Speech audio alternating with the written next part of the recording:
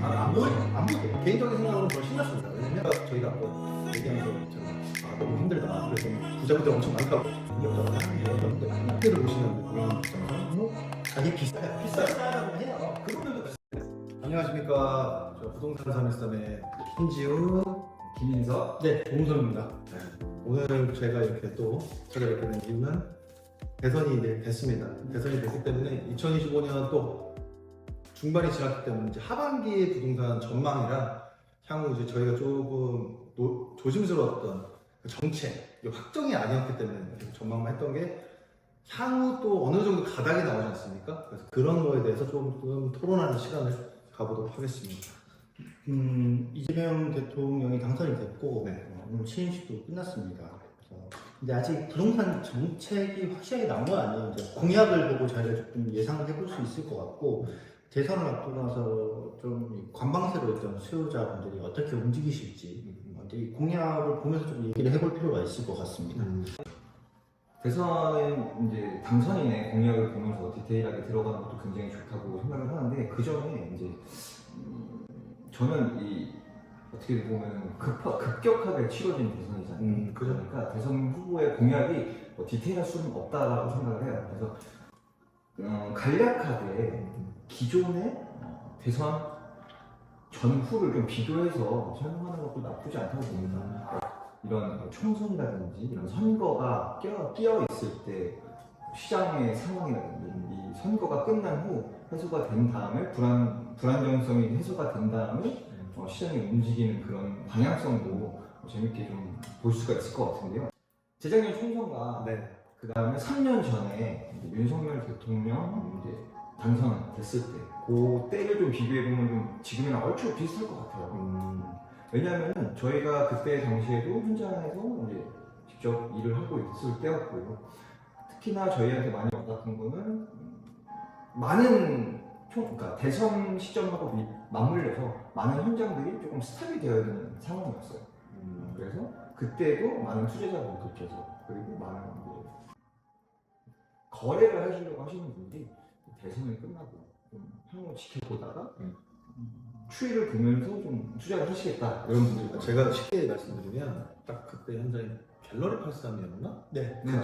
그쯤에 계약자분들이 대기하고 있었다가 대통령 선거를 치르자마자 입금을 하겠다고 해서 그거 보자마자 12시 땡 하고 입금하신 분들도 계셨고 그 기점으로 이제 다주택이 될 거다 정권이 지금이랑 좀 더 비슷한 시점에 화라락 됐어요. 그래서 이번에는 오히려 똘똘한 한 채가 될 거다 라고 해서 좀 미리 움직이셨던 분들, 그죠? 저번 달, 저저번 달 해서 강남권이나 뭐 이런 거에서는 뭐 워낙 또 뭐 계절을 막 잠가버리고 매가는 계속 올라가고 그랬었던 것 같은데. 근데 그거는 뭐 지난 대선 때나 지금 대선 때나 이유는 똑같다고 생각합니다.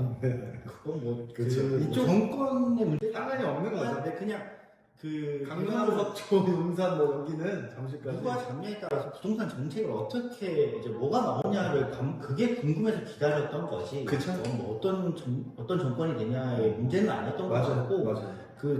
나와서 이제 부동산 정책 어떤 걸 펼치냐에 따라서 조금 이제 보려고 했던 관망의 기간이었던 것 같습니다. 그래서 일단은 지금 뭐 당선인이 이제 정권이 교체가 됐죠. 뭐 모두들 예상하셨겠지만 당연히 뭐 교체는 수순이었고 교체가 되면서 근데 기존의 그 정당의 부동산 정책과는 좀 상반되는 정책을 조금 내놓은 유세를 좀 봤는데 좀 다르게 기존에 본인이 말씀하셨던 정책도 좀 변동이 있는 것 같고 맞아요. 기존의 정당과는 조금 다른 정책들을 발표하게 돼서 기존에 좀 걱정하셨던 타당 정권을 뭐 좋아하셨던 그분들한테도 조금 좋은 그런 지지를 받는 것 같습니다. 네. 부동산 쪽이 어떻게 조금 뭐 잠길 거다, 풀릴 거다 하는데 좀 열어놓는 상태로 좀 공약들이 좀 나오는 분들이 있어요. 전반적으로 크게 보면 이제 규제에 대한 규제 완화를 하겠다는 부분이고 예전처럼 뭐 규제를 심하게 해서 이걸 뭐 잡겠다 이런 건 좀 버리신 것 같아요. 맞아요. 해본이 안 되는 것 같다 이거는. 왜냐면은 전 정권 그리고 전 정권에서도 부동산을 어떤 정부가 규제를 해서 개입을 해서 실패라고 대부분 보고 있거든요. 그리고 그런 벼락거지라는 말이 생겼어요. 당시 전 정권에서도 실패를 좀 하고 있었을 때 아무래도 윤석열 전 대통령이 표를 많이 얻었던 이유가 그런 걸 좀 막아주겠거니 하고 뽑으신 분들도 그렇죠, 많아요. 그렇죠. 근데 똑같이 실패해갖고 오히려 정책 자금이 더 많이 들어가면서 더 폭등을 했던 상황도 보실 수가 있을 겁니다. 근데 이번에 이 당선인 같은 경우에는 좀 시장 논리에 맡기겠다 이런 추세가 좀 있어요. 그러니까 인터뷰나 공약 발표를 하실 때도 부동산 같은 경우는 철저하게 시장 논리에 따라야 되는 게 맞다. 지금 내가 손을 써봐서 정부가 손을 썼을 때 뭔가 더 좋은 해결 방안이 나오진 않았다. 이런 쪽으로 조금 가고 있는 상황이에요. 양극화를 인정하겠다는 것 같아요. 그쵸, 그쵸. 네, 비싼 동네는 뭐 얼마를 가든 그냥 어쩔 수 없이 살 사람 있으면 사는 거고 거기에 대한 세금만 맞아요. 걷어들여서 포인트는 세금인 것 같아요. 그런 세금이 식으로 세수가 모자라요. 일반 민간 뭐 이제 중산층 계층에게 그 돈을 가지고 일단은 이제 공급을 하겠다 이런 것 같고, 근데 제가 봤을 때는 지금 이재명 대통령의 부동산 정책이 크게 많지가 않아요. 맞아요. 특별히 나온 것도 아니고. 맞아요. 근데 오히려 주식시장에 대한 지금 정책들을 많이 내놓으신 것 같아요. 맞아요. 그 우리나라가 이제 미국과는 좀 다르게 이 투자자금이 거의 부동산에 많이 쏠려 있어요. 맞아요. 근데 미국 같은 경우는 사실 주식이 대장이고 그쵸. 부동산이 그 이유인데 우리나라는 지금 부동산 시장이 좀 많이 몰려 있어서 오히려 주식시장의 배당 이런 것들 좀 더 늘려서 부동산에 지금 쏠려 있는 이 투자금 수요를 좀 돌리려고 하는 것 같아요. 그럼 자연스럽게 투기나 이런 것들이 조금 낮아질 거고 좀 눈을 돌릴 수 있지 않을까, 그렇게 좀 포인트를 맞추고 있는 것 같습니다.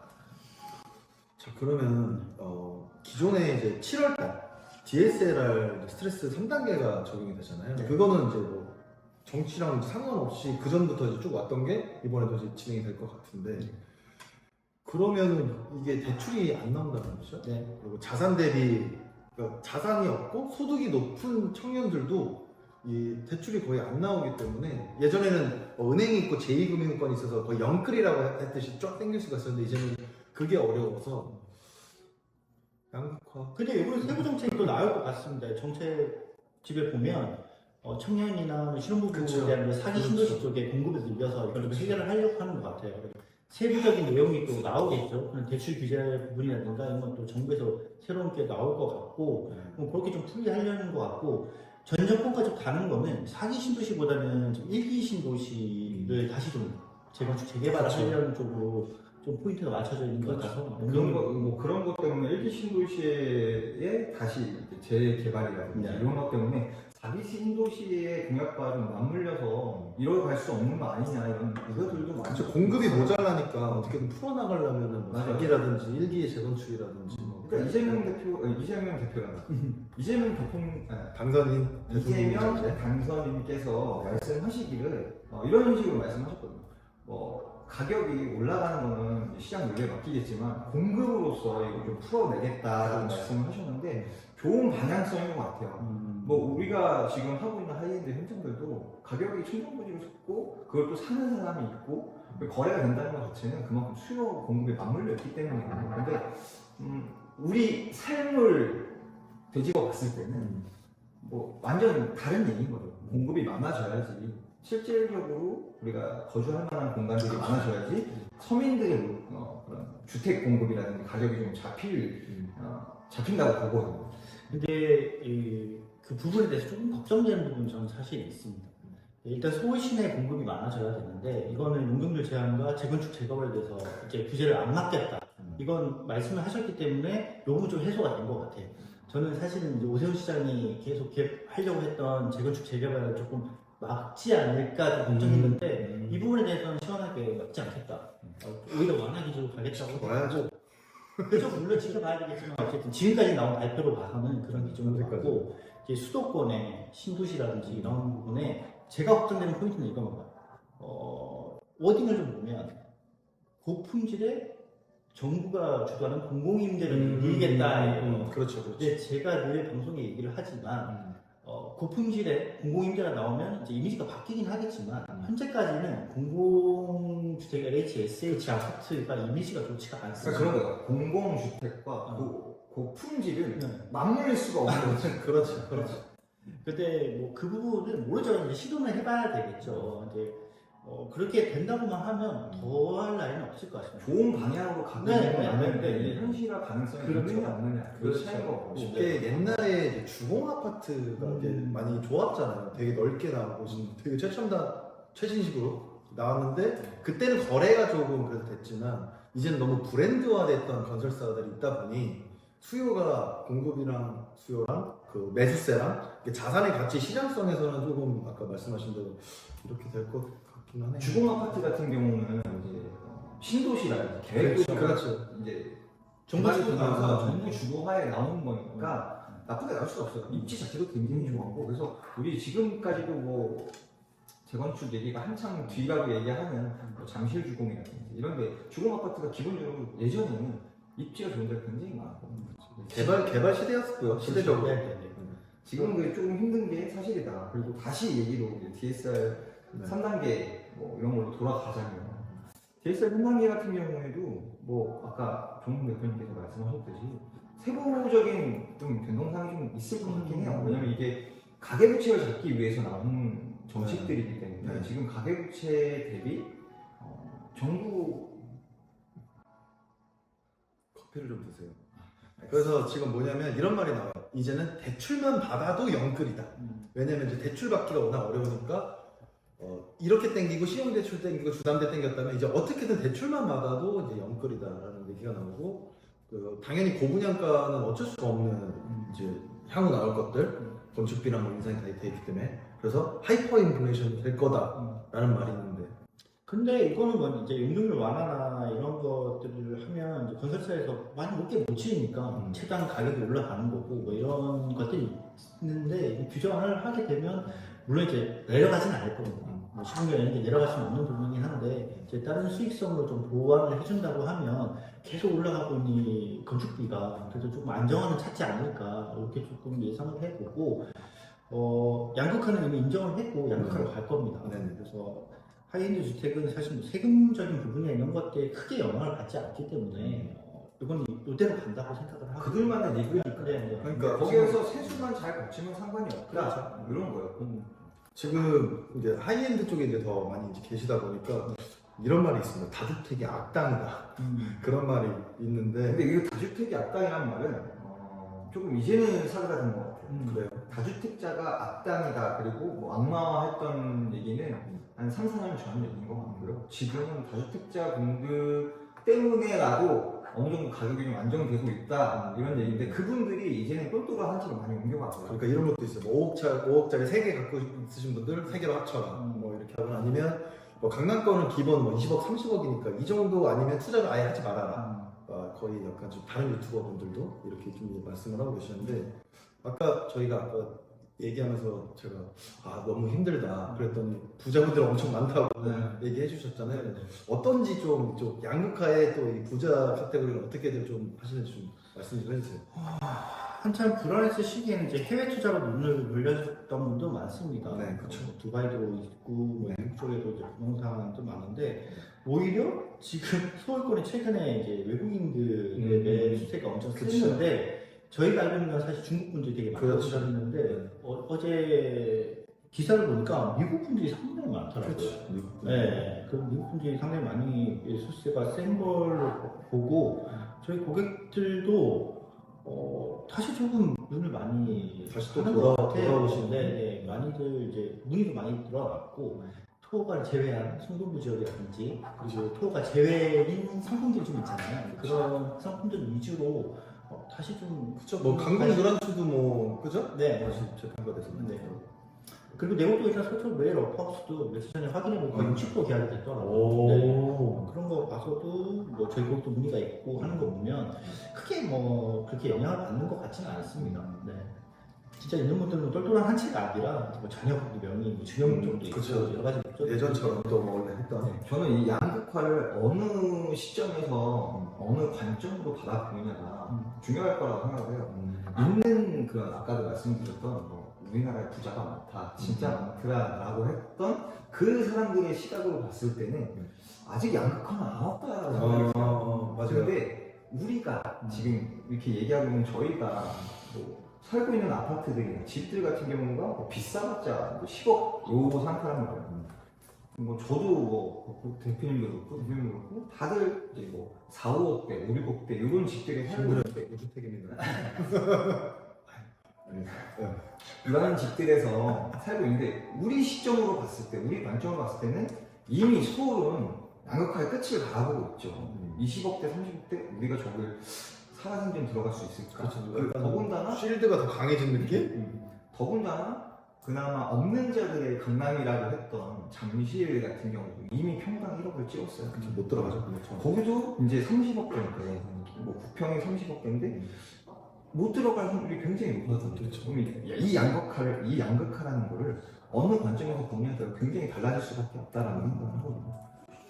그리고 규제는 당분간은 좀 힘들 것 같습니다. 네, 내년에 또 선거가 있기 때문에 지금 하고 싶어도 지금 당장은 규제를 하기 좀 힘들 거라고 생각을 하고 정책을 펼치기는 좀 힘들 것 같고 그리고 이제 공급을 늘린다고는 했지만 이제 당선인이 계셨어. 준비를 하고 하는 데에서 또 시간이 걸릴 거고 당분간 공급 부족은 계속 될 거예요. 그리고 제가 볼 때는 당선인께서 우선적으로 해야 될 거는 부동산을 잡는 것보다는 민생 안정, 맞아. 경기 부양입니다. 경기 부양이기 때문에 다른 정책들이 먼저 쏟아질 겁니다. 그래서 기존 부동산 정책은 기존의 기조를 유지하되 어느 정도 경기 부양이 되면 그 후에 뭔가 좀 될 거라고 생각을 하고 있어요. 그럼 이제 단기적으로 좀 저희가 좀 뭐 전반적인 건 이런 생각들이고 단기적으로 그냥 저희가 어차피 부동산에 대해서 얘기를 하려고 방송을 킨 거기 때문에 단기적인 시세는 어떻게 보시는지 한번 얘기를 해보는 게 좋을 것 같아요. 저는 일단은 불안 요소인 이 선거가 끝났기 때문에 토가 엮인 강남 3구 그리고 용산까지는 이 똘똘한 한치 기조 때문에 그냥 뭐 더없이 올라갈 것 같아요. 지금 매물을 잠궈들었던 그리고 혹은 거래를 하려고 막 준비를 했었던 분들도 다시 걷어들이고 막 잠그는데 이제는 눈치 보지 않고 호가 올려서 거래를 좀 활발하게 할 것 같은 느낌이 들어요. 왜냐면은 3년 전에도 동일한 사이클. 그렇죠. 맞아. 저는 서울 시내권 최근에 보면 이제 강남 3구 용산이 토어가 바뀌면서 거기는 계속 더 올라가고 있는데 번져서 좀 성동구, 마포까지 계속 신고점을 찍고 있어요. 제일 놀랐던 거는 강동구에 강동구에 고덕동이 있는데 거기가 8세 타입, 그러니까 9평이라고 하는 8세 타입이 20억을 넘었어요. 정말 놀랐습니다. 오히려 천호동보다 접근성은 더 떨어진다고 생각을 했던 그 강동의 고덕동이 20억이 넘었다는 거는 풍선 효과가 주는 게 너무 대단해졌다. 강남이나 용산에 올라간 가격이 너무 급격히 많이 올랐기 때문에 우리 이제 주변 강동이나 마포, 성동구 쪽이 오히려 이제 가격이 낮아 보이니까 이제 그쪽으로 좀 옮겨 가시는 것 같아요. 투자 수요들이. 그래서 당분간은 이제 공급이 당장 될 수는 없는 부분이기 때문에 서울권 내 아파트 가격들은 계속 이제 뭐 치수는 이제 급격하게 올라가진 않더라도 계속 조금씩 우상향은 당분간 유지가 될 것 같다. 저는 그렇게 생각합니다. 이 서울 시내뿐만 아니라 수도권에 있는 과밀 구역들도 저는 좀 그렇게 생각을 해요. 왜냐면은 한 3, 4년 전에 3기 신도시 한창 발표 나오고 했을 때 제가 저 한 대표님이랑 약간 이렇게 받은 내용이 있었어요. 근데 3기 신도시의 분양가가 그때 당시에 8억, 9억 될 거다. 왜냐면 그때 당시만 해도 토지 보상도 잘 이루어지지 않고 3기 신도시 부지만 선정이 되어 있는 상태거든요. 그래서 사전 청약하고 그때 사람들 당첨되는 분들은 좋다고 막 하고 했었거든요. 근데 저도 그 내용을 받았을 때 3기 신도시 분양가가 이게 8억, 9억 한다고? 이랬을 때 야 이거 잘 될까? 이럴 느낌이었단 말이에요. 근데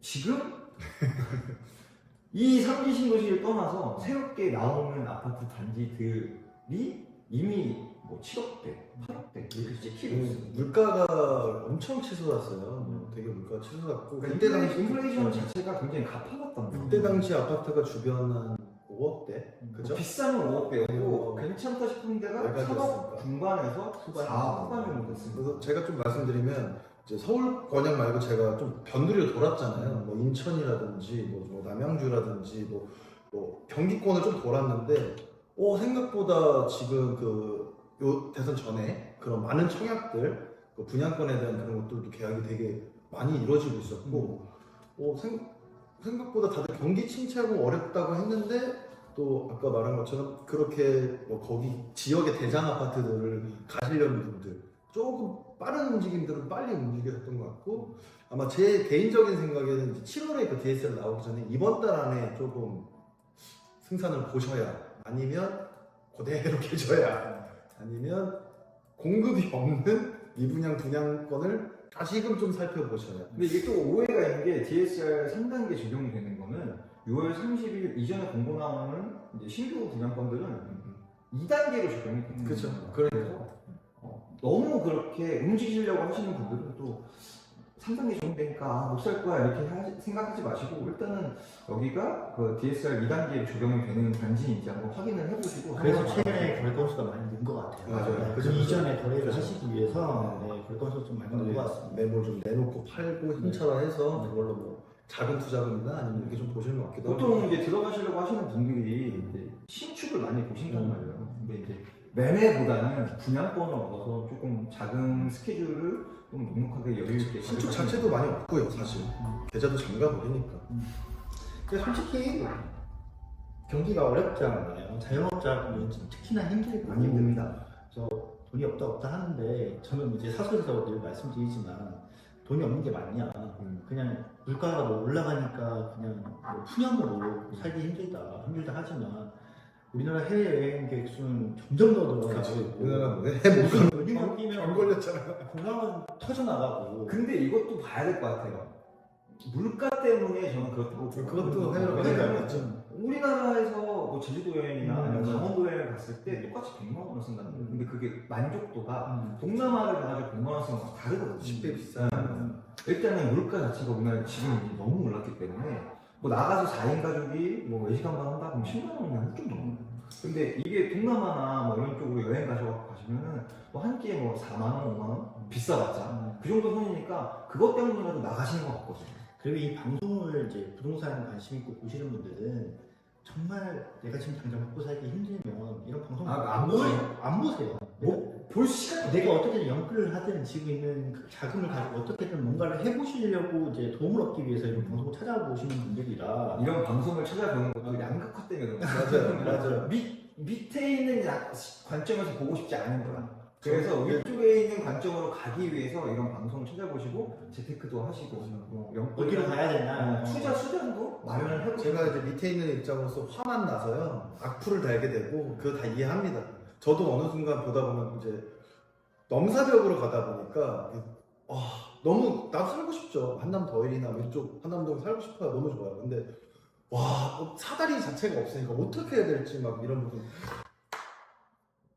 그러면 양극화의 지금 탑인 파크사이드 얘기 한번 할까요? 파크사이드가 탑인 거예요? 거의 현재로서 나올 이제는 탑은 아닌 것 향후 같아요. 나올 이제 평당 2억 2억인데요? 2억 반품은 2억이 넘었는데 아니 청약 공식적으로 그러니까 현재스가 1억으로 그런 것 이슈가 같아요. 컸잖아요. 한 대표님께서 말씀하시는 거는 청약으로 나오는 것 그쵸, 중에서는 그쵸. 탑이지 않느냐. 포지스가 작년에 1억 했을 때 난리가 났어요. 난리 났죠. 기사들부터 난리 시작해서 났죠. 근데 지금 1년이 조금 지났죠. 2년 정도 지났는데 그런 얘기가 쏙 들어갔습니다. 오히려 대형 평형 같은 경우가 100억대라는 거예요.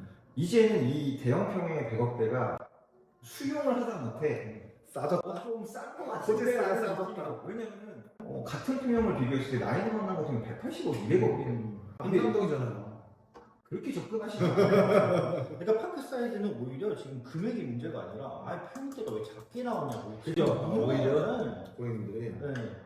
분명히 파크사이드도 오픈을 하게 되면은 많은 이슈몰이가 될 겁니다. 그 이슈몰이를 하기 위해서 지금 준비를 하고 있는 100% 미분양입니다. 이거는 확실히 오피스텔은 좀 많아요. 미분양이에요. 근데 언젠가는 다 완료될 겁니다.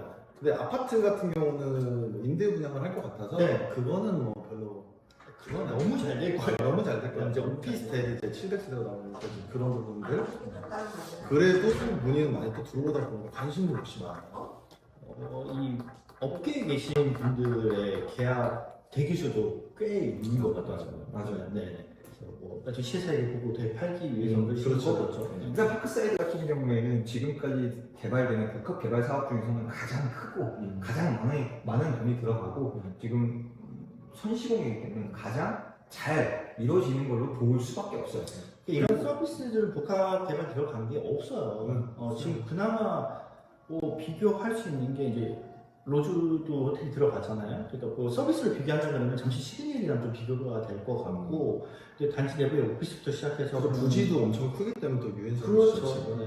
뭐 그래서 일단은 가지고 있는 입지, 그다음에 뭐 가격, 그다음에 복합 개발 사업이 들어간다는 거, 이거 세 개만 해도 이슈물이랑 너무 그러니까 제가 볼 때는 가격이 비싸다고 생각을 했는데 지금 또 이 하이엔드를 보시는 우리 고객님들 입장에서는 뭐 이게 비싸요. 비싸다고 해요. 그분들도 비싸다고 해요. 왜 그러냐면은 이거를 왜 이렇게 비싸게 냐 이런 딱 2억이 아니에요. 2억이 넘어가요. 맞아요. 평균 가격은 지금 뭐 2억 2천 정도 잡힐 것 같고 이제 고층 부분이나 큰 평형은 더 비싸긴 하겠지만 물론 그 자산가분들도 비싸다고 하십니다. 하지만 이게 저희는 느낌이 왔잖아요. 이게 비싸다고 해서 될 현장인지 아니면 비싸도 그래도 선택을 할 현장인지 이게 좀 정리가 되는데 피가 붙어버릴 것 같아서 그렇게 투자 접근 수요가 꽤 있으니까 사실 네. 교수님도 있겠지만 오피스텔은 좀 기간이 걸리고 어렵게 진행될지언정 이제 아파트 현장은 나오면 빠르게 소진이 될 것 같고 기본적으로 아파트 같은 경우는 대형 평형이 위주로 네. 거고 그다음에 로즈도 호텔이 또 바로 들어가기 때문에 그걸 누리시기 위해서 들어가시는 분이 많아요. 그렇죠. 지금 갤러리가 아직 오픈 안 했는데 오피스텔이 3개가 타입이 준비가 되어 있고 보고 오신 분의 관계자에 따르면 꽤나 평면적으로 잘 나왔다고 해요. 그건 또 약간 고무적인 네, 천정고도 제가 생각했던 것보다 높게 나왔다고 맞아요. 제가 여기서 말씀 못 드리겠는데 제가 걱정했던 것보다는 잘 나왔다고 하고 평면도 상당히 괜찮게 나왔다고 저희가 굉장히 많은 우려를 표했던 게 작은 평형대 오피스텔이 들어가다 보니까 아무래도 이 수익성을 좀 뽑기 위해서 천정고도 굉장히 낮을 거다라고 생각을 했는데 현웅도 저희가 듣기로는 좀 괜찮게 뽑혔고 거의 제일 작은 게 한 40억 정도 되지 않아요? 아니요 그 정도까지는 안 가요. 그 정도는 30억 15병 기준으로? 네 30억 2억이니까 대충 네네. 그리고 공간도 최대한 하기 위해서 실외기실이랑 이런 것들 다 외부 다 뺐다고 하더라고요. 세대 내고 있는 게 아니라 공용 부분으로 다 뺐다고 하더라고요. 하긴 뭐 근데 이게 오피스텔이다 보니까 좀 시기적절한 걸 수도 있어요. 또 수도 있을 수 똘똘한 한 채가 아닌 이제 아파트가 안 잡히니까 따로 돌릴 수도 있을 것 같고. 또 가족법인에서 이제 뭐 그런 증여 목적으로 하실 수도 있는 부분은 있고. 혹시 뭐 가격 빼고는 뭐 다 좋으니까요 사실. 가격 빼고는. 근데 이 가격도 우리가 봐야 돼. 이게 입주 시점에 대해서 이걸 이해를 하느냐 못하느냐 이 차이인 거지. 지금은 뭐 아무리 비싸다고 떠들어봤자 그 시점이 돼야지 또 알 수 있는 거니까. 아무튼 뭐 그렇네요. 박사이드는 그렇습니다. 파크 사이드는 그래서 이래나 저래나 이슈가 될 수밖에 없는 현장이다. 신규 물건이 없잖아요. 하이 물건. 뭐 그렇지. 찾아보면 있어요 또. 조용조용히 뭐 남산이라든가 뭐 조용조용히 뭐 여기저기서. 그래서 오늘 얘기했던 걸 좀 정리를 해보자면 이재명 대통령 시절 당선인 뭐 취임을 하셨으니까 걱정하셨던 것보다 규제나 다주택자들에 대한 그런 규제가 안 할 거라고 발표를 하셨고 뭐 재건축 재개발도 유지를 하면서 공급을 좀 늘리는 쪽으로 그리고 뭐 부동산의 양극화를 인정을 하고 뭐 그냥 시장 상황에 맡기겠다 이런 기조로 지금 발표가 되어 있기 때문에 당선 정부가 크게 바뀔 것 같지는 않습니다. 저는 좋은 게 인식의 변화인 것 같아요. 정부에서는 이런 하이엔드 주택들에 대한 그리고 고가의 주택들에 대한 사람들에 대한 그런 안 좋은 프레임을 씌우기가 먼저였다면 이재명 대통령 같은 경우에는 일단 그건 어쩔 수 없다 하는 인식의 변화를 하려고 노력을 한다. 여기서부터가 출발점인 것 같아요. 네. 다름을 인정을 하고 우리가 중요한 거는 이 가격을 잡는 게 아니라 공급을 늘려줘서 좀 더 쾌적한 주거 환경을 제공하는 거다. 이거부터가 제일 좋은 변화라고. 이게 맞는 것 같아요. 정부 측에서 자꾸 다주택자들 또는 이제 고급주택에 사시는 분들에 대한 안 좋은 이미지를 이렇게 만들어 버리면 일반 시민분들 사이에서도 이 민심이 나눠져서 안 좋아질 수가 있어요. 그리고 돈이 있으신 분들도 그런 거를 은근히 또 신경을 쓰시고 있어요. 그렇죠. 네. 어쨌든 열심히 경제활동을 하셔서 자산을 만드시는 분들도 인정을 활동을 해야 되는 그게 축적이라는 게 쉽지 않은 거예요. 많이 버셔서 지금 세금도 많이 내시기 때문에 저희도 지금 종소세 내느라 지금 허덕이잖아요. 사업자 하면서 이게 세금 낸다는 게 되게 나라의 당연히 탈세는 나쁜 거지만 사업자를 해서 세금을 내고 뭐 부동산도 낸다는 건 굉장히 좋은 건데 세금 잘 좀 더 디테일하게 이제 좀 조정을 하실 것 같고 원래 그분들은 옆에 계시니까 그런 회계나 세무가 있으니까 그냥 공약하신 대로 지금 공약하신 대로 잘 이제 진행이 됐으면 좋겠고 이제 세부적인 정책들은 나오겠지만 지금 나와 있는 이 기본 기준은 좋습니다. 그래서 이 정도로 봐주시면 근데 이걸 정책 실행한다고 해서 이 시장에서 어떻게 받아들이고 이게 영향을 미칠지는 사실은 해봐야 되는 거기 때문에 일단은 저희가 봤을 때는 지금 시장 상황에 잘 맞게 인정할 부분은 인정을 하고 맞춰서 가는 것 같아서 저는 좀 긍정적으로 바라보고 있고 뭐 하지만 저희가 이제 말씀하셨다시피 당분간의 공급은 힘들기 때문에 서울 수도권 내 상승은 막을 수는 없을 것 같다. 이게 뭐 결론인 것 같습니다. 마지막 말씀 있으세요? 네, 정리할까요?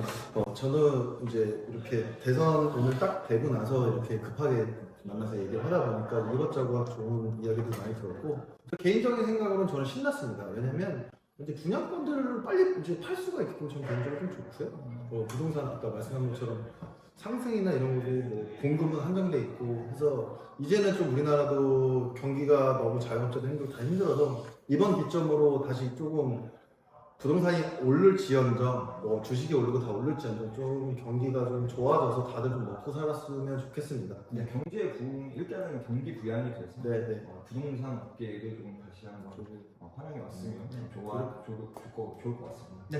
이렇게 이제 정보 이렇게 전달드리면서 이제 구독이랑 댓글 잘 부탁드리고요. 인사하고 끝내겠습니다. 하나 둘 셋 감사합니다.